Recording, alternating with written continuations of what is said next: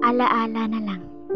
Taon na ang nagdaan mula nung nawala ka at iniwan mo akong mag-isa. Oo, taon na ang nagdaan.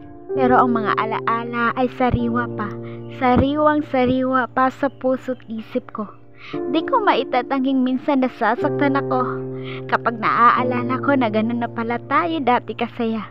Tapos ngayon bumabalik tayo kung saan tayo nagsimula. Yung parang di natin kilala ang isa't isa.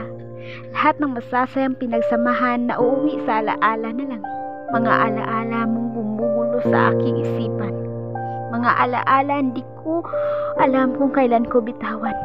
Mga alaalang dudurog sa aking puso. Mga alaalang naging kwento. Mga kwento na kailangan ng ihinto. Tanging hawak ko na lang ngayon ay ang mga alaala nating dalawa.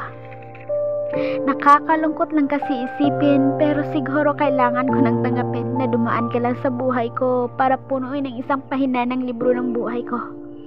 Siguro kailangan ko din tanggapin na talagang nakatatak na sa puso't isip ko ang mga alaala natin. At kailanman di yun mabubura pa.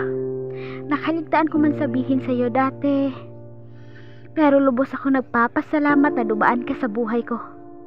Gustuhin ko man na bumalik sa umpisa kung saan tayo nagsimula, pero talagang di na pwede. Di na pwede kasi sa iba ka na nakadepende. At sa kabila nun, may masasaktan ng iba.